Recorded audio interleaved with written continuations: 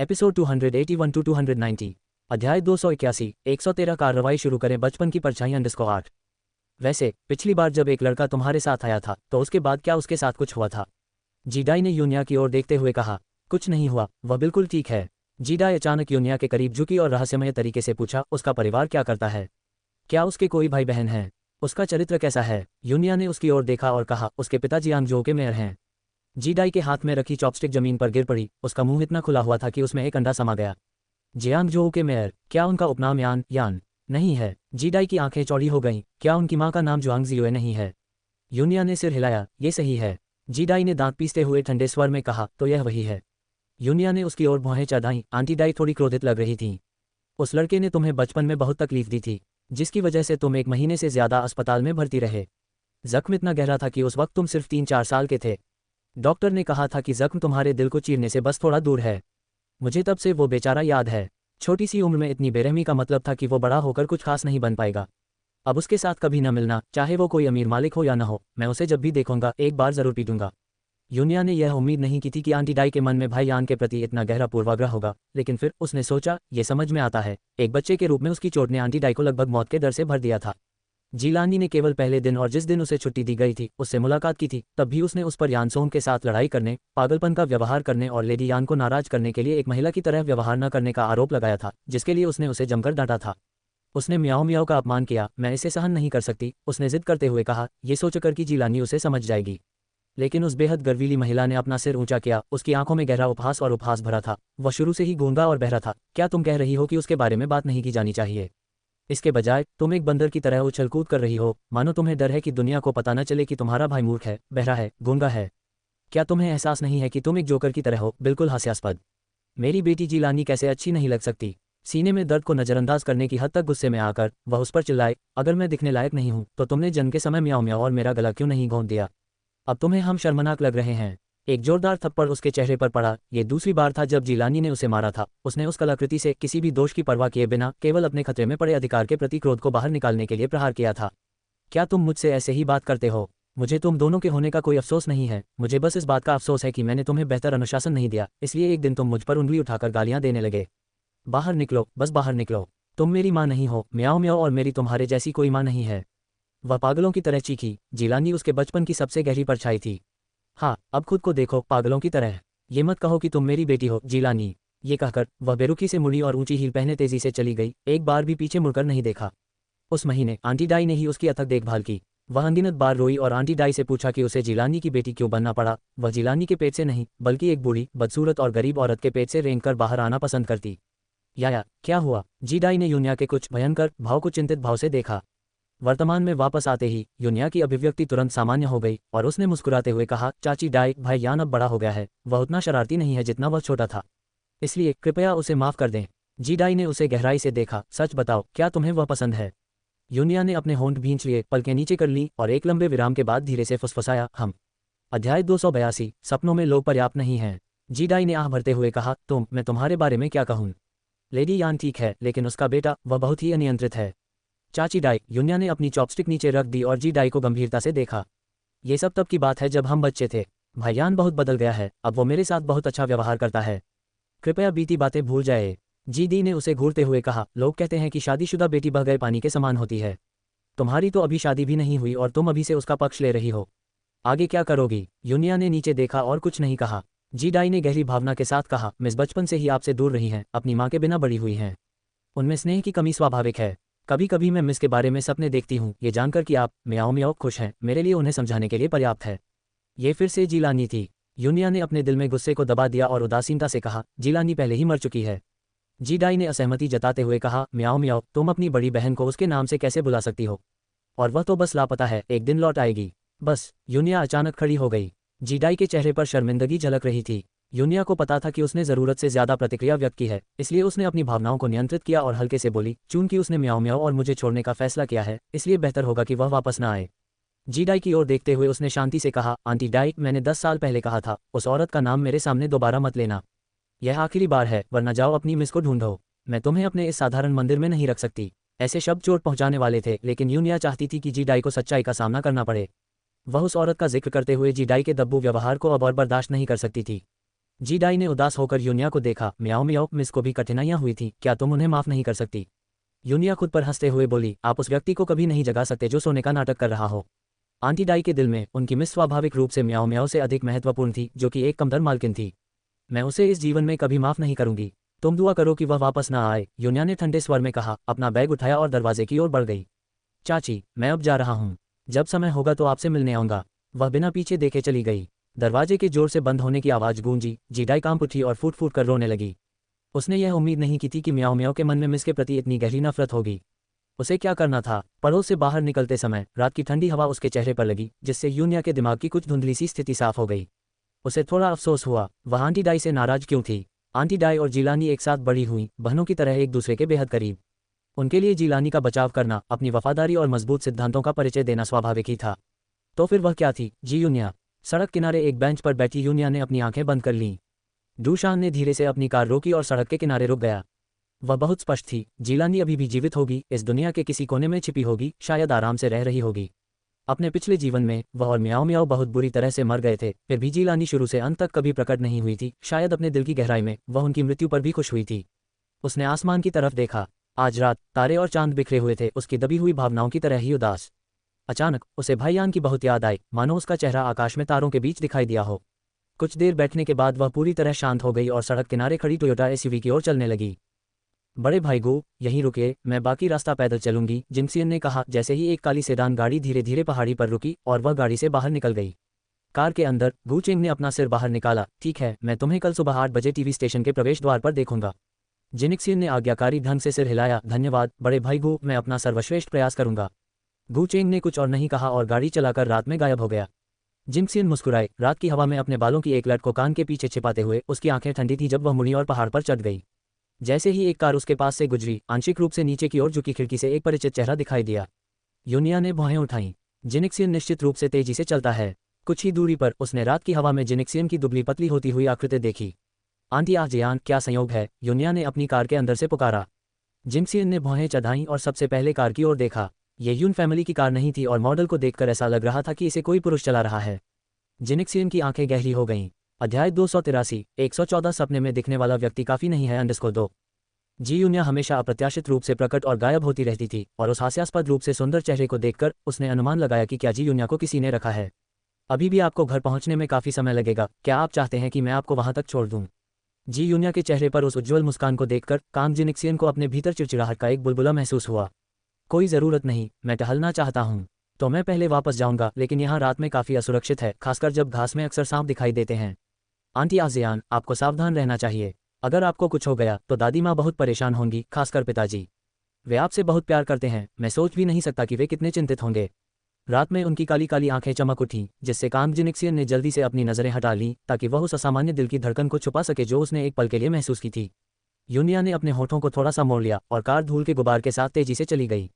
जी यूनिया ने जो कहा था उसके बारे में सोचते हुए कांग जिनिक्सियन को ऐसा महसूस हुआ जैसे किसी भी समय सड़क के किनारे घास से सांप निकल रहे हों, जिससे उसकी गति तेज हो गई हो, मानो कोई उसका पीछा कर रहा हो। आज रात यूनशेन वापस नहीं आई, जिससे कांग जिनशियान कुछ निराश महसूस कर रहा था। क्या वह उससे बच रहा था? पिछली रात के पागलपन को याद करके उसे अब भी ऐसा लग रहा था जैसे वह सब एक सपना था। उसे इसका कोई अफसोस नहीं होगा, बस उसे ऐसा महसूस होगा कि रात बहुत जल्दी बीत गई। लोग हमेशा ऐसे ही होते हैं, हमेशा अधिक चाहते हैं, कभी संतुष्ट नहीं होते। यदि एक दिन वह सबसे चमकीला और सर्वाधिक चमकदार सितारा बन गई तो निश्चित रूप से वह उसे अपनी आंखों में देखेगा। उस आशा को थामे हुए वह मीठी नींद में सो गई। बहन आहलिंग, मेरी चोट लगभग ठीक हो गई है, कमरे में थोड़ी घुटन हो रही है। क्या आप मुझे बाहर टहलने में मदद कर सकती हैं? आहलिंग मुस्कुराया और कहा, बेशक। बाई शियांग शियांग ने कंबल उठाया और बिस्तर से बाहर आ गई और आहलिंग उसे सहारा देने के लिए आया। विला विशाल और आलीशान था, उसके परिवार के घर से कहीं बेहतर, जिसमें एक सावधानीपूर्वक बनाए रखा गया बगीचा था जो चटकीले रंगों में खिले फूलों से भरा हुआ था, जो बेहद खूबसूरत था। बाई शियांग शियांग ने लापरवाही से एक सफ़ेद चपरासी उठाया और उसे अपनी नाक के पास रखकर गहरी सांस ली। इसकी खुशबू बहुत अच्छी है। आहलिंग ने धीरे से अपनी भौहें सिकोड़ लीं। फूल को अपने कान के किनारे लगाते हुए बाई जियांग ने अपना सिर घुमाया और मुस्कुराई। बहन आहलिंग, क्या यह अच्छा लग रहा है? सफ़ेद चपरासी की विशुद्ध सुंदरता के साथ एक लड़की जैसा चेहरा और भी अधिक आकर्षक हो गया था, तथा एक जोड़ी स्पष्ट बड़ी आंखें बहुत ही प्यारी, अत्यंत मनमोहक ढंग से झपक रही थीं। आहलिंग मुस्कुराया, यह अच्छा लग रहा है। बाई शियांग शियांग ने चंचलता से अपना सिर हिलाया। उसका ध्यान सफ़ेद कपड़े पहने एक युवक की ओर गया जो तेजी से बाहर मुख्य द्वार से अंदर आ रहा था। लगभग 1 मीटर 80 की ऊंचाई, उसकी कोमल मुस्कुराती आंखों के कारण वह बहुत मिलनसार लग रहा था। आदमी ने इधर उधर देखा, फिर उसकी नज़र लड़की के कान के पास लगे सफ़ेद चपरासी फूल पर गई और उसकी आंखों में मुस्कान गहरी हो गई। आदमी ने उसे हल्का सा सिर हिलाकर जवाब दिया। बाई शियांग को इस ध्यान से कुछ खुशी हुई और जब वह आदमी चला गया तब उसने पूछा, बहन आहलिंग, वह कौन है? आहलिंग ने उदासीनता से कहा, वह मिस्टर फू हैं, मास्टर पेई के सहायक। बाई शियांग ने मुंह बनाते हुए कहा, तो वह तो सिर्फ एक सहायक था। 5 दिन यहाँ रहने के बाद भी उसने मास्टर पेई को एक बार भी नहीं देखा था और वह निराश होने लगी थी। इसके अलावा वह महिला हमेशा कड़ी निगरानी रखती थी और वह आज़ादी से इधर उधर घूमने की हिम्मत नहीं जुटा पा रही थी। ये देखकर कि उसकी चोट लगभग पूरी तरह ठीक हो चुकी थी और उसे जल्द ही घर वापस भेज दिए जाने का डर था, उसे एहसास हुआ कि वह अपना मौका गंवा सकती है। यदि श्रीफू के सहायक मौजूद थे तो पेई किंगहान भी आसपास ही होंगे। योजना बनाते समय उसकी आंखें घूम गईं। थोड़ी देर बगीचे में बैठने के बाद बाई जियांग ने कहा कि वह थक गई है और आहलिंग ने उसे सहारा देकर उसके कमरे तक पहुंचाया। कमरे में प्रवेश करने से पहले बाई शियांग ने विला के लेआउट पर ध्यानपूर्वक नजर डाली और उसका ध्यान विशेष रूप से एक कमरे पर केंद्रित था। बहन आहलिंग, मुझे थोड़ी प्यास लगी है, क्या आप मेरे लिए एक कप पानी ला सकती हैं? आहलिंग ने कुछ नहीं कहा और जाने के लिए मुड़ गया। आहलिंग ने पहले ही बाई शियांग को इधर उधर न भटकने की हिदायत दी थी और यह सोचकर कि लड़की ने उन शब्दों को दिल पर ले लिया है, उसने चेतावनी को दोहराया नहीं। आहलिंग के जाते ही बाई शियांग की आंखों में जीत की एक झलक दिखाई दी। शीशे के सामने मुंह करके उसने अपने बाल संवारे और बैग से मेकअप का कुछ हिस्सा निकाला, उसे चेहरे पर लगाने ही वाली थी कि अचानक उसे वापस रख दिया। इस समय वह एक रोगी थी और जितनी अधिक वह दयनीय दिखाई देती उतनी ही अधिक वह उसकी सहानुभूति प्राप्त कर सकती थी। आखिरकार वह उसकी जीवन रक्षक थी। वह अपने कमरे से झिझकते हुए बाहर निकली और हॉल के उस पार एक बंद दरवाजे के पास पहुंची। जैसे ही वह दस्तक देने वाली थी उसे अंदर से रुक रुक कर आवाजें सुनाई दी। बाई शियांग ने दस्तक रोककर अपना कान दरवाजे से लगा दिया। ठीक है, निंग जिहुआन को मेरे पास छोड़ दो। उस कमीने को तब तक पता नहीं चलता कि उसके लिए क्या अच्छा है जब तक वह ताबूत न देख ले। उसे सचमुच सबक सिखाने की जरूरत है। जैसे ही कुछ दिमाग में आया, फू बाई ने खिड़की के पास खड़े व्यक्ति की ओर देखा। उसका लंबा दुबला शरीर लालित्य बिखेर रहा था। बॉस, आप उस लड़की से कैसे निपटेंगे? अगर आप मुझसे पूछें तो भले ही वो देखने में ज्यादा अच्छी न हो, लेकिन असल बात यह है कि वो जवान है और वो आपकी जान बचा सकती है। जैसा कि कहावत है, किसी की भलाई का बदला भरपूर देना चाहिए। किसी की जान बचाने के लिए क्यों न आप उसके लिए खुद को समर्पित कर दें। उसके लहजे में मजाक था। अध्याय 284, 114 सपने देखने वाले लोग काफी नहीं हैं। 3 बाई शियांग ने नाराजगी से कहा, वो अच्छी कैसे नहीं लग रही थी? ये आदमी जरूर अंधा होगा। अचानक उसके दिल में उत्सुकता की एक लहर दौड़ गई। वह क्या जवाब देगा? जियाओ बाई। उस आदमी की आवाज़ धीमी, समृद्ध और मधुर थी, जिसमें एक अदम्य मर्दाना चुंबकत्व था जिसने बाई जियांग के दिल को झकझोर दिया। पिछले कई वर्षों से मुझे एक सपना बार बार आता रहा है। एक लड़की जिसका चेहरा मैं नहीं देख सकता और एक तितली का सपना देख रहा हूँ। फूबाई ने आंखें घुमाई। मैंने तुम्हें सैकड़ों बार यह कहते सुना है। मुझे लगता है उसकी आंखें जानी पहचानी लग रही हैं। आदमी के स्वर में पुरानी यादें ताज़ा थीं। फूबाई दंग रह गई। मुझे मत बताओ कि वह लड़की तुम्हारे सपनों की लड़की है। आह भरते हुए कहा, मुझे नहीं पता। बस अब ये और भी अजीब होता जा रहा है। अगर तुम्हारे अंदर वाकई कोई भावना है तो उसे अपने पास रखो। तुमने सालों से किसी औरत के साथ संबंध नहीं बनाए हैं, जिससे मुझे लग रहा है कि कहीं तुम समलैंगिक तो नहीं हो। ये इतना बेचैन कर देने वाला है कि मुझे नींद नहीं आ रही। अब कम से कम मुझे पता तो चल गया कि तुम्हें औरतें पसंद हैं। पेई किंगहान ने अपना सिर उठाया और अपनी नाक को चुटकी से दबाया। उसके दिमाग में एक धुंधला चेहरा घूम गया जिसे समझना बहुत मुश्किल था। फिर से सिर दर्द? क्या आप अपनी दवा समय पर ले रहे हैं? बोलते बोलते वह दराज के पास गया, एक दवा की शीशी निकाली और उसमें से एक गोली निकाली, फिर एक कप पानी डाला और उसे थमा दिया। 10 साल हो गए हैं और तुम्हारी यह समस्या अभी तक ठीक नहीं हुई है। और तुम्हारी आंखों की तुम्हें अस्पताल में नियमित जांच करवानी होगी, वरना मुझे लगता है कि तुम अंधे होने से ज्यादा दूर नहीं हो। उसने यह बात यूशेंग से सुनी थी। पेई किंगहान 10 साल पहले गंभीर रूप से घायल हो गया था। उसके पूरे शरीर पर कई चोटें आई थीं और सिर पर एक जोरदार चोट लगने से थक्के बन गए थे, जिससे उसकी याददाश्त आंशिक रूप से चली गई थी। सबसे ज्यादा असर उसकी आंखों पर पड़ा। वह लगभग अंधा हो गया था। हालांकि बाद में उसका इलाज किया गया, लेकिन उसे कमजोर दृष्टि जैसे दुष्प्रभाव झेलने पड़े और कम दृश्यता में वह लगभग अंधा हो गया था। इसलिए वह रात में कभी लाइट नहीं बुझाता था। इसका समाधान कौन प्रत्यारोपण था, लेकिन अभी तक कोई उपयुक्त दाता नहीं मिला था। पेई किंगहान ने गोली ली और उसे मुंह में डालने ही वाला था कि अचानक उसने अपना सिर घुमाया। उसकी आंखें तीखी थीं। कौन? फूबाई की आंखें कड़ी हो गईं। एक हाथ उसकी पीठ के निचले हिस्से तक पहुंच गया जब वह दरवाजे की ओर बढ़ा। दरवाजा खोलते ही यूशेंग का चेहरा गुस्से से लाल हो गया। तो अब तुम मुझे चोर के रूप में पकड़ना चाहते हो, है ना? फूबाई ने राहत भरी सांस छोड़ते हुए उसे घूरते हुए कहा, तुम इतने भारी हो फिर भी बिना आवाज किए चलते हो। बोलने के बाद उसने यूशेंग के गोफन की ओर देखा और हंसते हुए कहा, अपनी चोटों का ठीक से ध्यान रखे बिना तुम यहाँ क्या कर रहे हो? यूशेंग उसे धक्का देकर पेई किंगहान की ओर बढ़ा। उससे एक शब्द भी कहने की जहमत नहीं उठाई, जिससे फूबाई भड़क गया। धिक्कार है इस काले भालू पर। बाई शियांग दीवार के सहारे झुक गई और हौंफने लगी। वह तो बस पकड़ी ही जा रही थी, लगभग पकड़ी ही जा चुकी थी। खुशकिस्मती से उसकी तेज सोच उसे बगल वाले स्टोर रूम तक ले गई। तो उसने उसे कोई और समझ लिया था। बाई शियांग ने अपने होठों पर मुस्कान बिखेरी। अगर ऐसा था तो उसे ये दिखावा जारी रखना चाहिए। स्टोर रूम से बाहर निकलकर उसने इधर उधर देखा और वापस अपने कमरे में चली गई। उसके अंदर आते ही आलिंग अंदर आ गया। उसकी निगाहें उस पर घूम गईं, उसे कुछ भी संदिग्ध नहीं लगा सिवाय उसके गालों पर लालिमा के। पानी का कप लेते हुए बाई शियांग ने अपने अंदर की उत्तेजना को शांत करने के लिए अपनी आंखें नीचे कर लीं। डॉक्टर गाओ, बिस्तर 38 पर पड़ा मरीज जाग गया है। गाओ की, जो अपने दौरे पर था, ने यह सुना और जल्दी से वहां से जाने से पहले हुओ शियाओ से, जो उसका पीछा कर रहा था, कुछ शब्द कहे। हुओ जियाओ ने भौहें चढ़ाईं। उसने बिस्तर 38 पर पड़ी एक गर्भवती महिला के बारे में सुना था जो हीमोलिटिक अनीमिया से पीड़ित थी। गाओ की ने दरवाज़ा खोला, जहां अस्पताल का गाउन पहने एक लड़की झुकी हुई आंखों से बैठी थी। दरवाज़ा खुलने की आवाज़ सुनकर भी उसने ऊपर नहीं देखा। बड़े गाउन की वजह से वह बेहद कमज़ोर लग रही थी। तुम्हारा नाम क्या है? गाओ की बिस्तर के पास गया और नीचे देखते हुए पूछा। लड़की चुप रही, उसके हाथ मुट्ठियों में कसकर बंधे हुए थे। आप गर्भवती हैं? गाओ की ने देखा कि लड़की के पतले कंधे हिल रहे हैं और बड़े बड़े आंसू गिरने लगे हैं, जिससे सफ़ेद बिस्तर भीग रहा है। गाओ की ने आह भरते हुए कहा, तुम्हारा परिवार कहाँ है?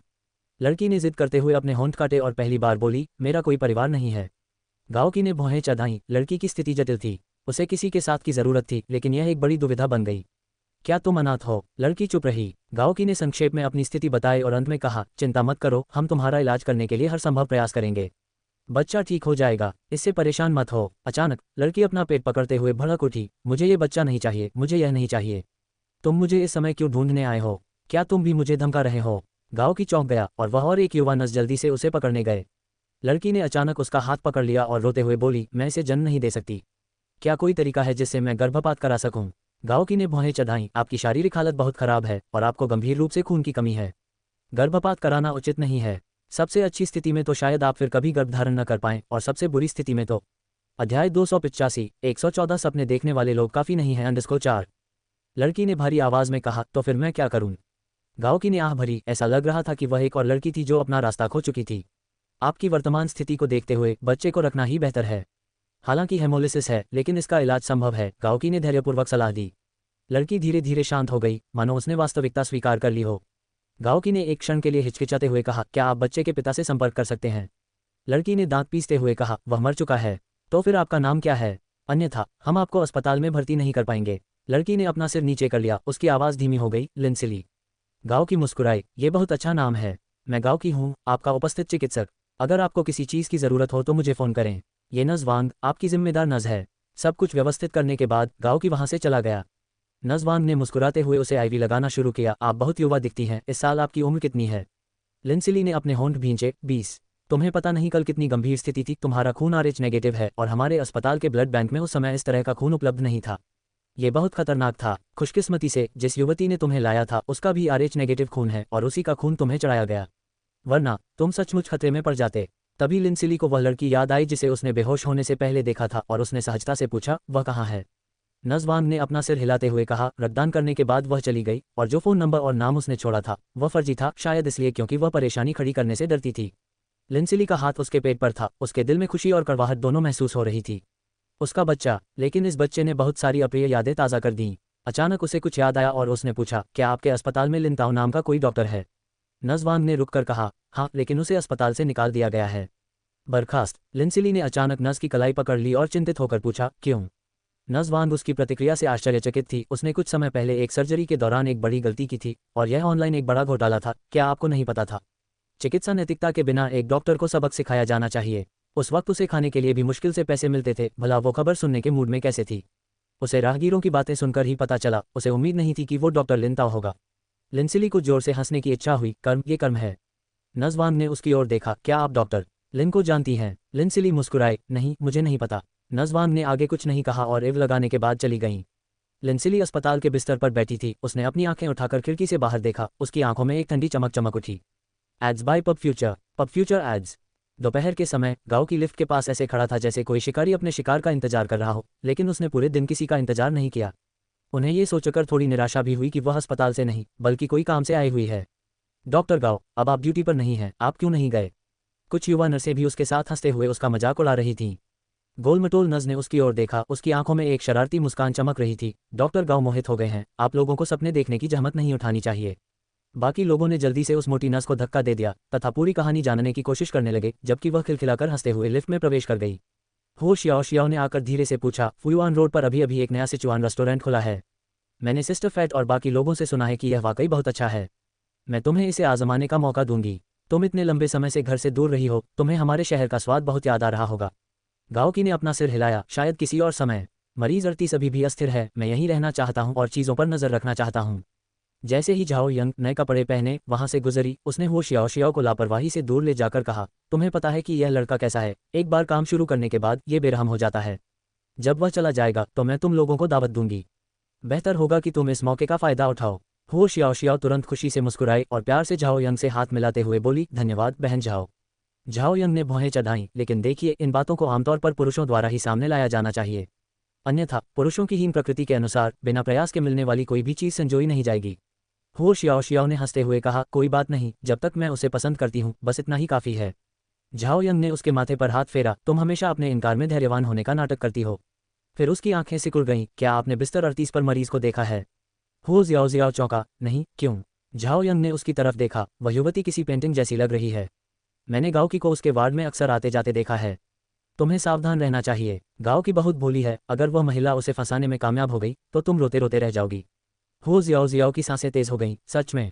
लेकिन वह एक गर्भवती महिला है, गाओ की उसे कैसे पसंद कर सकता है? झाओ यंग ने उसे तिरछी नज़र से देखा, तुम इतनी बेखबर हो कि अगले 8 जन्मों तक किसी मर्द से नहीं मिलोगी। मानो या ना मानो, उस लड़की के एक छोटे से इश्कबाजी भरे इशारे से तुम्हारा राजकुमार सब कुछ छोड़कर झपट पड़ेगा। मैं तुम्हें चेतावनी दे रही हूँ, या तो जल्दी छोड़ दो या फिर हिम्मत से पीछा करो, किसी एक को चुन लो। अध्याय 286, 114 सपने देखने वाले लोग काफ़ी नहीं हैं _5। हो जियाओ जियाओ ने अपनी उंगलियां कस लीं, ये कैसे हो सकता है? लेकिन अंदर ही अंदर वह जानती थी कि सिस्टर झाओ बहुत समझदार हैं। गाओकी ने उस व्यक्ति का व्यर्थ इंतजार किया और निराश होकर आह भरी। जब वह वार्ड के पास से गुजरा तो उसने अनजाने में अंदर देखा और देखा कि लड़की खिड़की के सामने खड़ी है और खिड़की खोलने के लिए हाथ बढ़ा रही है। गाओ की तुरंत दौड़कर अंदर आया, लड़की की कलाई पकड़ी और उसे जोर से पीछे खींचा, कोई बात नहीं, तुम अपनी जिंदगी के बारे में मजाक नहीं कर सकती। लड़की की कलाई इतनी नाजुक थी कि जरा सा भी मोड़ आते ही टूट जाएगी, और उसका शरीर किसी कागज के पुतले जैसा हल्का और कमजोर था जो पीछे खींचने पर लड़खड़ा रहा था। गाओकी ने तेजी से उसकी कमर पकड़ ली। जैसे ही उनकी आंखें मिलीं, गाओकी को केवल यह महसूस हुआ कि उनकी आंखें बहुत स्पष्ट थीं, और उसके थोड़े से स्तब्धता के क्षण में लड़की ने उसे दूर धकेल दिया, एक कदम पीछे हट गई और अपने हाथों से अपने बालों को हल्के से ब्रश किया। डॉक्टर गाओ, क्या आपको लगता है कि मैं अपनी जिंदगी को इतना हल्के में लूंगा? गाओकी ने भौहें चढ़ाईं। लड़की ने एक हल्की मुस्कान दी, उसका पीला चेहरा विशेष रूप से शांत और अलग था, उसकी भौहों के सिरे पर बीमारी का एक स्पर्श एक नाजुक सुंदरता को जोड़ रहा था। मैं अपने जीवन को हल्के में नहीं लूंगा। वह मुड़ी और खिड़की की ओर चली गई, अपनी सुंदर हथेली को फैलाते हुए, जहां सूर्य की रोशनी पड़ रही थी और उसकी त्वचा पर लगभग प्रतिबिंब बन रही थी। मैं बस सूर्य की रोशनी को महसूस करना चाहता था और खुद को याद दिलाना चाहता था कि मैं अभी भी जीवित हूँ। उस स्वर ने अस्पष्ट रूप से गाओकी को असहज कर दिया। ऐसा लग रहा था जैसे वह दुनिया से थकी हुई है, मानो उसने कई कष्ट सहे हों। यूनिया आज पूरे दिन घर पर ही रही और अस्पताल नहीं गई। एलन ने कांग जिनिक्सियन के फ़ोन को हैक कर लिया था और वह उसकी लोकेशन को स्पष्टता से बता सकता था। वर्तमान में वह जियांगजो टेलीविजन स्टेशन पर थी। कंप्यूटर की स्क्रीन पर टेलीविजन स्टेशन पर एक संगीत प्रतिभा शो की रिकॉर्डिंग का दृश्य दिखाया गया। एलन, एक शक्तिशाली हैकर, को देखकर ऐसा महसूस हुआ जैसे उसकी उंगलियों पर चीट कोड मौजूद हो। पब फ्यूचर द्वारा विज्ञापन। पब फ्यूचर विज्ञापन। यूनिया अपनी कुर्सी पर पीछे झुककर स्क्रीन पर दृश्य देख रहा था। कैमरा स्टूडियो के शीर्ष पर एक मॉनिटर पर रखा गया था, जिससे सेट के हर कोने का विहंगम दृश्य दिखाई देता था। ये टैलेंट शो के ऑडिशन की रिकॉर्डिंग साइट थी। ऊपर उठा हुआ मंच प्रतियोगियों के एकल प्रदर्शन के लिए था और नीचे 4 जजों की सीटें थीं। उनमें से यूनिया ने एक जानी पहचानी शख्सियत को देखा। उस व्यक्ति ने नीलम नीले रंग का सूट पहना हुआ था, एक भड़कीला रंग जो न केवल उसकी मर्दानगी को कम करने में विफल रहा, बल्कि उसके सुडौल सुंदर चेहरे को और निखार रहा था। जब वह अपनी कुर्सी पर आराम से लेटा हुआ था, उसकी बाहें उसकी छाती पर रखी हुई थीं, जिससे एक सहज आकर्षण झलक रहा था, जिससे फोटोग्राफरों के कैमरे बार बार उसकी ओर इशारा कर रहे थे। 10 सालों में वह एक मलाईदार चेहरे वाले युवा से एक सुपरस्टार अभिनेता बन गया था। मिंग हान नाम एक युग का प्रतीक बन गया था। ये संगीत कार्यक्रम इस साल जियांगजो टेलीविजन स्टेशन द्वारा शुरू किया गया एक बड़ा प्रोजेक्ट था, जिसे स्टेशन के शीर्ष निर्माता युआन पेंग की व्यक्तिगत देखरेख में सावधानीपूर्वक तैयार किया गया था, जिन्होंने इसमें संसाधन लगाए थे। इसके लिए युआन पेंग ने अनुभवी संगीत निर्माता गू यू, प्रमुख पॉप संगीत हस्ती फैन यू और प्रशंसित गायक लिन ली को अपने साथ लाने के लिए काफ़ी पैसा खर्च किया था। हालांकि शो को एक प्रतिभा प्रतियोगिता के रूप में चिन्हित करने का मतलब था कि केवल गायन कौशल ही मायने नहीं रखता, बल्कि दिखावे का भी महत्व है। युआन पेंग की महत्वाकांक्षा स्पष्ट रूप से इससे कहीं आगे तक फैली हुई थी। वह ऐसी प्रतिभाओं को खोजना चाहता था जो अभिनय, गायन और फिल्म जगत में उत्कृष्टता प्राप्त कर सकें और मनोरंजन उद्योग में नए रक्त का संचार कर सकें। इस उद्देश्य से उसने लोकप्रिय अभिनेता मिंग हान को आमंत्रित किया। चूंकि मिंग हान को सर्वश्रेष्ठ अभिनेता का खिताब मिल चुका था, इसलिए वह अपनी पटकथाओं और शो को स्वीकार करने में अधिक सतर्क हो गया। लेकिन युआन पेंग के साथ उसका एक विशेष बंधन था, जिसने 10 साल पहले एक रियलिटी शो के जरिए उसे प्रसिद्धि के शिखर पर पहुंचाया था। अपने प्रति मिले स्नेह को याद करते हुए जब युआन पेंग ने उससे संपर्क किया तो मिंग हान बिना किसी हिचकिचाहट के सहमत हो गया। चारों की अपनी अपनी खूबियां थीं, जिनका उद्देश्य व्यापक प्रतिभाओं की खोज करना था। जजों के बीच गहन बातचीत भी शो का मुख्य आकर्षण रही। लेकिन सबसे खास आकर्षण खुद मिंग हान थे, जो वैरायटी शोज में कम ही नजर आते थे। टैलेंट शो के जज की तो बात ही छोड़ दीजिए। जब ये खबर लीक हुई कि वे जज होंगे तो मनोरंजन जगत में हड़कंप मच गया, और यह कहना कोई अतिशयोक्ति नहीं होगी कि टेलीविजन स्टेशन ने सही दांव खेला था। प्रसारण शुरू होने से पहले ही शो ने काफ़ी चर्चा बटोर ली थी।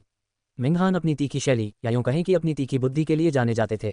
उनकी टिप्पणियों से कई प्रतियोगी पहले ही रोने लगे थे, जिससे बाकी 3 जजों में असंतोष फैल गया और उनके बीच हुई बहस एक तमाशा बन गई। तुम क्या गा रहे हो? किसी कुत्ते की आवाज़ तुमसे बेहतर होगी। बच्चे, क्या तुम्हें बंदर ने जोकर बनने के लिए भेजा है? ऐसी आवाज़ बेकार होगी अगर इसका इस्तेमाल फैंटेसी फिल्मों की डबिंग के लिए न किया जाए। क्या तुमने पूरा नाश्ता नहीं किया? बहुत सुस्त। समय बर्बाद करना जीवन बर्बाद करना है, और मैं कुछ और साल जीना चाहता हूँ, इसलिए क्षमा करें। एक के बाद एक वे रोते हुए मंच से भाग गए। खुद को रोक न पाने के कारण लिनली ने कहा, क्या आप थोड़ा नर्म नहीं हो सकते? देखो वे कितने डरे हुए हैं। आपकी अच्छे आदमी वाली छवि का क्या हुआ? आपके आदर्श व्यक्तित्व का क्या हुआ? अध्याय 287, 114 सपने में दिखने वाला व्यक्ति काफ़ी नहीं है _6। मिंग हान ने अपने होठों पर एक ऐसी मुस्कान बिखेरी जिसमें थोड़ी सी शैतानी झलक रही थी। ये देखकर 30-40 साल की लिनली भी अपनी धड़कनें तेज होने से नहीं रोक पाए। धिक्कार है, वह सचमुच औरतों का हत्यारा है। जो लोग मानसिक रूप से बहुत कमज़ोर हैं, उन्हें इस दायरे में नहीं रखा जाना चाहिए। अपने देश के नन्हे मुन्नों की रक्षा करने की अपनी जिम्मेदारी निभाते हुए मैं उन्हें पहले से ही शक्ति प्रदान करता हूँ। मैं एक अच्छा काम कर रहा हूँ। हे लिनली, आपने बहुत अच्छी बात कही है, मेरे पास कहने के लिए शब्द नहीं है। अगला प्रतियोगी मंच पर आया, एक लंबा और दुबला पतला युवक। उसने काली टी शर्ट, काली चमड़े की जैकेट और काली रिप जीन्स पहनी हुई थी। उसके गले में एक चमकदार चांदी की चेन लटक रही थी और एक काली टोपी उसके आधे चेहरे को ढक रही थी। गिटार पकड़े हुए वह मंच के बीचों बीच माइक्रोफोन के सामने खड़ा था। उसके पतले हाथ ने माइक थाम लिया। स्पॉटलाइट में उसकी लंबी हड्डियों जैसी उंगलियां अविश्वसनीय रूप से आकर्षक लग रही थीं, एक लड़की के हाथ जैसी नहीं, लिनली ने सोचा, जो उनसे अपनी नजरें नहीं हटा पा रही थी। शुभ संध्या न्यायाधीशगण, लिनली ने हमेशा की तरह पूछा, आप इस शो में भाग क्यों लेना चाहते थे? दरअसल मैं खुद को साबित करने के लिए इस शो में शामिल हुआ था। उसने अचानक कैमरे की ओर देखा और उसकी टोपी के नीचे एक आकर्षक चेहरा था, जिसकी आंखें और भौहें आकर्षक थीं, जिसका दृश्य प्रभाव उस क्षण में आश्चर्यजनक था। पिताजी, मैं आपको बताना चाहता हूँ, मैं भी यह कर सकता हूँ। आज मैं एक गीत प्रस्तुत करने जा रहा हूँ जिसे मैंने स्वयं लिखा है, और मुझे आशा है कि निर्णायकों को ये पसंद आएगा।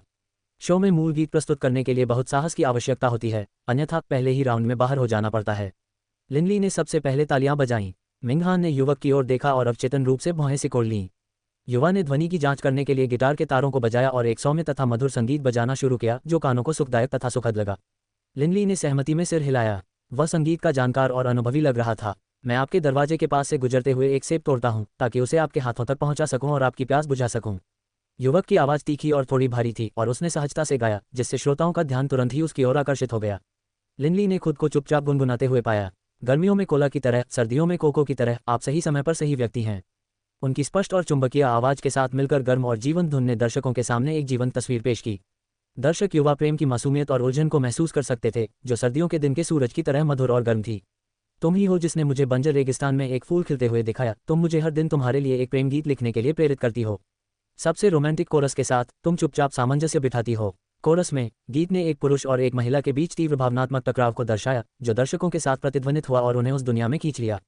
अंतिम स्वर धीमा पड़ गया और लिनली ने सबसे पहले तालियां बजाईं। अच्छा है, ये युवक प्रतिभाशाली है। मुझे ये गाना सचमुच पसंद है। युवक ने थोड़ा झुककर विनम्रतापूर्वक कहा, धन्यवाद गुरुजी। गुयू और फैन यू ने बारी बारी से सकारात्मक जवाब दिए। गुयू तो उस युवक को तुरंत ही अपने साथ जोड़ना चाहता था। 3 वोटों से कोई भी प्रतियोगी आगे बढ़ सकता था, और चूंकि गुयू, फान यू और लिनली ने अपनी स्वीकृति दे दी थी, इसलिए मिंग हान का फैसला उतना महत्वपूर्ण नहीं था। फिर भी युवक ने मिंग हान की ओर देखा। अंकल मिंग, मैं आपके विचार जानना चाहता हूँ। मिंग हान ने उसे गौर से देखा, उसकी नज़रें मानो उस व्यक्ति के आर पार देखने की कोशिश कर रही हों। युवक ने अपनी नज़रें थोड़ी नीची कर लीं। तुम्हें कभी प्यार नहीं हुआ, है ना? युवक को ऐसे प्रश्न की उम्मीद नहीं थी और उसने धीरे से सहमति में उत्तर दिया। मिंग हान हंसा, गाना अच्छा है, लेकिन इसमें भावना की कमी है। यह नीरस लगता है। शायद प्यार का अनुभव करने के बाद ये बेहतर हो जाएगा। युवक के गालों पर हल्की सी लालिमा छा गई और उसने अपना सिर झुकाते हुए कहा, आपकी सलाह के लिए धन्यवाद गुरुजी। फिर लिनली ने पूछा, वैसे नौजवान, तुमने अभी तक अपना परिचय नहीं दिया है। युवक ने दर्शकों की ओर देखते हुए अपनी आंखें सितारों की तरह चमकाते हुए कहा, मेरा नाम माई जिंग है, मैं हांगकांग से हूँ और मेरी उम्र 17 वर्ष है। हांगकांग से एक माई। लिनली ने कुछ देर तक युवक के चेहरे को घूरा और फिर आश्चर्य से कहा, क्या तुम प्रसिद्ध राजा माई के पुत्र हो? माई झेंग ने हल्की सी मुस्कुराहट के साथ कहा, मैं माई झेंग हूँ, मेरा प्रसिद्ध राजा माई से कोई महत्वपूर्ण संबंध नहीं है। लिनली ने युवक के इरादे को समझ लिया कि वह अपने पिता की प्रसिद्धि पर निर्भर नहीं रहना चाहता, और वह हंसने से खुद को नहीं रोक सका। तुम वास्तव में प्रसिद्ध राजा माई के बेटे हो, इतनी कम उम्र में प्रतिभाशाली, असीम संभावनाओं वाले। गुयू और फान यू दोनों एक पल के लिए हैरान हुए, लेकिन जल्द ही एहसास होने पर मुस्कुरा दिए। कोई आश्चर्य नहीं कि वह इतना जाना पहचाना लग रहा था। आखिरकार वह प्रसिद्ध राजा माई का बेटा था। माई जेंग मिंगहान की ओर देखते हुए, अंकल मिंग, मैं बचपन में आपके साथ एक शो में थी। क्या आपको मेरी याद है? अध्याय 288 114 सपने में दिखने वाला व्यक्ति काफ़ी नहीं है अंडरस्कोर 7। मिंगहान ने कहा, यदि आप सोचते हैं कि आप यादों को ताज़ा करके वोट हासिल कर सकते हैं तो आपकी यह इच्छा पूरी तरह विफल हो जाएगी। माई जेंग ने आह भरते हुए कहा, मुझे अभी भी अंकल मिंग की बेटी याद है, जियुन्या नाम की वह छोटी बच्ची। मुझे आश्चर्य है कि अब वह कैसी होगी। मिंगहान का चेहरा सख्त हो गया और युआन पैन ने बगल से उसे हताश होकर इशारा किया। ये बहुत अच्छा विषय है, उसे जल्दी से आगे आना चाहिए।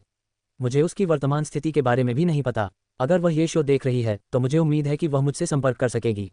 10 साल बाद हम सबका एक साथ मिलना अच्छा रहेगा। माई जेंग ने सिर हिलाया, फिर अचानक कैमरे की ओर देखा। जी यून्या, क्या तुमने सुना कि तुम्हारे पिताजी ने अभी क्या कहा? अगर तुम शो देख रहे हो तो कृपया हमसे संपर्क करो। युआन पैन ने बगल से आह भरी। 10 साल पहले वाले उस शो ने टीवी स्टेशन पर उसकी जगह पक्की कर दी थी और जिस छोटी बच्ची ने उसमें अहम भूमिका निभाई थी वह आसमान छूती प्रसिद्धि के कुछ ही महीनों बाद लोगों की नज़रों से ओझल हो गई। मनोरंजन जगत बहुत तेजी से बदलता है और धीरे धीरे लोग उस बच्ची को भूल गए हैं। पुरानी यादों की लहर पर सवार होकर माई जेंग और मिंगहान जैसे चर्चित विषयों के साथ पहले एपिसोड के लिए सामग्री की कमी की कोई चिंता नहीं है।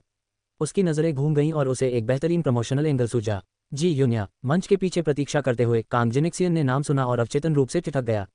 क्या ये वही नाम था? उसे अचानक याद आया कि जी यून्या बचपन में एक शो में आई थी और रातों रात सनसनी बन गई थी। उस समय शो के जजों में से एक मिंगहान था।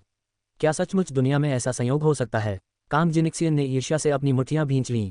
सारी अच्छी चीजें उसके साथ ही क्यों हुईं? एक स्टाफ सदस्य ने उसे याद दिलाया कि मंच पर जाने का समय हो गया है। कांग जिनिक्सियन ने गहरी सांस ली, अपनी भावनाओं को शांत किया और धीरे धीरे मंच पर चली गईं। आज वह एक सफ़ेद पोशाक पहने हुए थी, उसके बाल छोटे थे और कान के पास एक क्रिस्टल हेयरपिन लगा हुआ था। वह ताज़ा, सौम्य और मधुर रूप से मनमोहक लग रही थी। छवि काफ़ी अच्छी थी। फैन यू ने चुपके से स्वीकृति में सिर हिलाया। नमस्ते जजों, मेरा नाम कांगले है और मैं 18 साल की हूँ, उसने मधुर और सुंदर आवाज़ में कहा। आज मैं सभी के लिए हजार हजार किंग गीत गाने जा रहा हूँ। यह एक क्लासिक कैंटोनीज गीत था जिसे अनगिनत बार गाया गया, लेकिन जब इस लड़की ने गाना शुरू किया तो उसने सभी को दंग कर दिया। उसकी आवाज़ स्पष्ट और चमकदार थी और उसका उच्चारण भी विशिष्ट था। उसने पहली पंक्ति से ही सभी को घुटनों के बल बैठा दिया। इसके अलावा उसने पूरी भावना के साथ गाया, लोगों के दिलों में गहराई तक उतरते हुए, विशेष रूप से चरमोत्कर्ष पर जहां वह बहुत भावुक लग रही थी। कमजोर दिखने वाली लड़की ने अंतहीन ताकत छिपाई हुई थी जो उसके दिल में अनिच्छा और अलगाव को गा रही थी। बिना किसी संगत के उनकी अलंकृत स्पष्ट आवाज़ किसी प्राचीन कविता की पंक्ति की याद दिलाती थी। जैसे कमल का फूल स्वच्छ जल से उगता है, शुद्ध और कीचड़ से अछूता, यह उस लड़की की आवाज़ के लिए एकदम सही वर्णन था।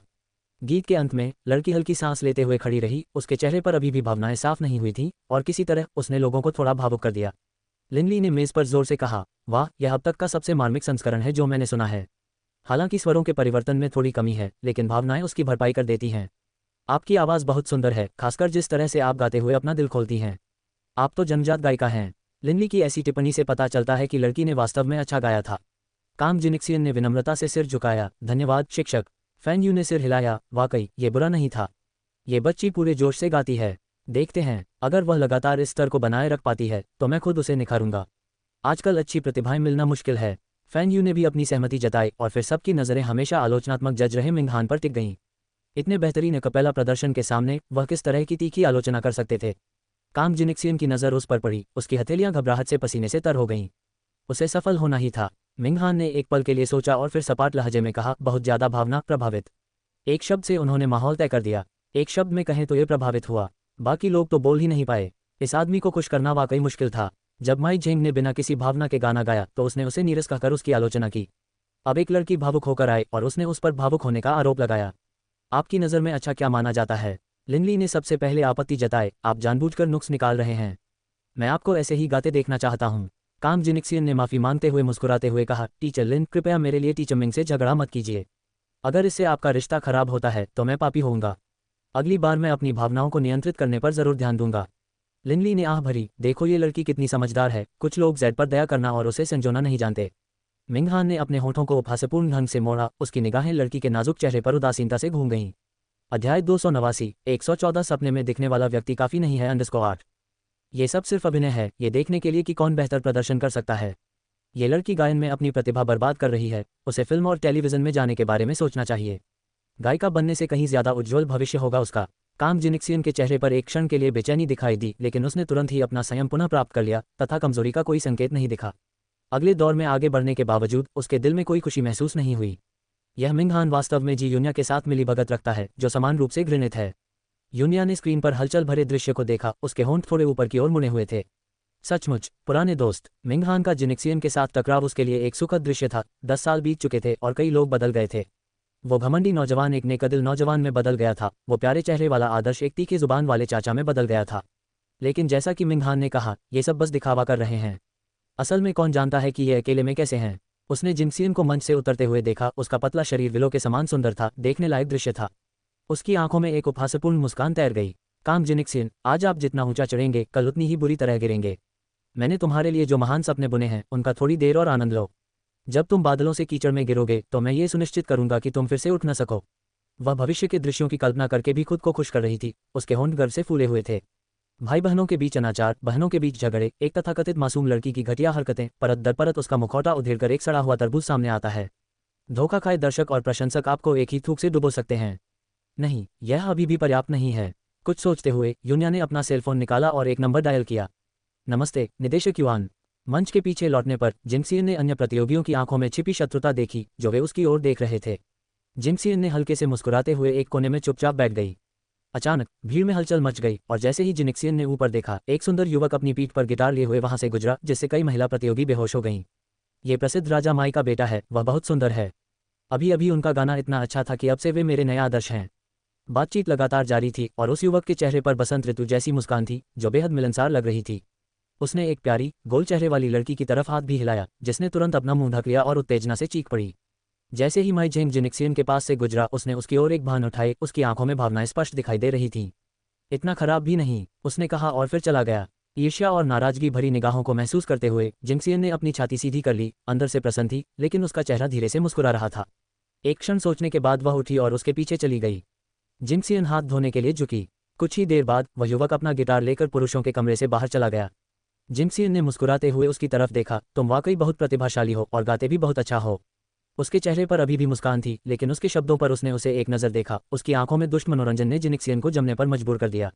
जैसे ही वह उसके पास से गुजरा, उसका गिटार गलती से जिनिक्सियन से टकरा गया और उसे वॉश स्टैंड से टकराने पर धक्का दे दिया। उसने हल्के से ओम्फ की आवाज़ निकाली और उसे गुस्से से देखा। उसका हाथ अभी भी पानी की बूंदों से ढका हुआ था। उसने अचानक उन्हें झाड़ दिया, जिससे जिनिक्सियन के चेहरे पर छींटे पड़े। सहज ही उसने अपना चेहरा ढकने के लिए हाथ बढ़ाया, तभी उसकी ठंडी उपहास भरी आवाज़ सुनाई दी। तुमने मेरा गिटार क्षतिग्रस्त कर दिया, क्या तुम उसकी कीमत चुका सकते हो? उसके चेहरे का अचानक परिवर्तन आश्चर्यजनक था। अविश्वास से जिनिक्सियन ने उसकी ओर देखा। तुम? मैं क्या? युवक ने अपनी भौहें ऊपर उठाईं। उनकी भौहों में अहंकार छिपा था। उसके होंठों पर एक ऐसी मुस्कान उभर आई जो कुछ कुछ भयावह लग रही थी। क्या तुम मुझे दुनिया में ऊपर चढ़ने के लिए इस्तेमाल करने की सोच रहे हो? तुम सीधे सितारों की ओर क्यों नहीं निशाना साधते? उसने नाक सिकोड़ते हुए कहा, फिर जेबों में हाथ डाले आराम से चला गया। जिनिक्सियन ने गुस्से में अपना पैर पटकते हुए अपना चेहरा जोर से पोंछा। जैसा कि अपेक्षित था, जी यूनिया से जुड़ा कोई भी व्यक्ति उसे गलत तरीके से परेशान करता है। अध्याय 290 115 सांप बिल से बाहर आ गए हैं, नीचे की रेखा पार न करें। यूनिया अपने लिए एक गिलास पानी डालने के लिए ऊपर से नीचे रसोई घर में आई। उसे देखकर कोई उत्साह से दौड़कर आया और बोला, मिस, आपको मुझसे ही पूछ लेना चाहिए था। यूनिया ने पानी का कप पकड़ा और एक घूंट लिया। ऐसी छोटी सी बात पर आपको परेशान करने की कोई ज़रूरत नहीं है। तभी अचानक लिविंग रूम में फ़ोन की घंटी बजी। यूनिया ने कोई की ओर देखा। कोई तुरंत फ़ोन का जवाब देने के लिए आगे बढ़े। नमस्ते, ये यून परिवार का निवास है। लेडी हे, शुभ दिन, हमारी महिला है। ठीक है, मैं आपका संदेश ईमानदारी से उन तक पहुंचा दूंगा। फ़ोन रखने के बाद कोई ने अपना सिर यूनिया की ओर घुमाया। ये लेडी हे थी, उन्होंने हमारी लेडी को दोपहर की चाय के लिए आमंत्रित किया है। यूनिया की आंखें एक पल के लिए चमक उठीं और वह हल्के से हंसते हुए बोली, लगता है दादी बगीचे में हैं, जाकर उन्हें बता दो। कोई को जल्दी से बाहर जाते देख यूनिया ने अपने होठों पर मुस्कुराहट ला दी, फिर ऊपर की ओर मुड़ गई। कुछ ही देर में यूनिया खिड़की के पास खड़ी होकर युनशु की सफ़ेद BMW 3 सीरीज़ को धीरे धीरे एस्टेट से बाहर जाते हुए देखने लगी। फिर उसने एक टेक्स्ट संदेश भेजा, सांप अपना बिल छोड़ चुका है। ग्रीन लेक पवेलियन, एक उच्च श्रेणी का चाय रेस्तरां, हमेशा से धनी महिलाओं और युवतियों के लिए पसंदीदा स्थान रहा है। माहौल शांत था, संगीत सुखदायक था। खिड़की के पास कोने में खड़ी लेडी है उस महिला को आते देख मुस्कुराकर खड़ी हो गई। लेडी यून, मैं यहाँ हूँ। अब 60 वर्ष की हो चुकी लेडी है अपनी उम्र की दिखती थी, मोटी और गोल, बड़े चेहरे वाली, मोतियों की माला से सजी, जिसे देखकर दर्शक लगभग चकाचौंध हो जाते थे। दोनों महिलाएं एक ही उम्र की थीं, फिर भी वे माँ और बेटी जैसी लग रही थीं। लेडी ने इस अनुचित जादू को मन ही मन कोसा, जबकि उसका बूढ़ा चेहरा एक खिलते हुए गुलदाउदी की तरह चमक रहा था जो परत दर परत सिकुड़ रहा था। बिना कोई अभिवादन किए युनशु उसके सामने बैठ गई। लेडी हे का चेहरा एक पल के लिए सख्त हो गया, फिर वह भी अपनी सीट पर बैठ गई। लेडी यून, आप क्या पीना चाहेंगी? आज यह मेरे खर्चे पर है। युनशु ने उपेक्षापूर्वक हाथ हिलाया और थोड़ी सी ठुड्डी उठाकर सामने वाले व्यक्ति की ओर देखा।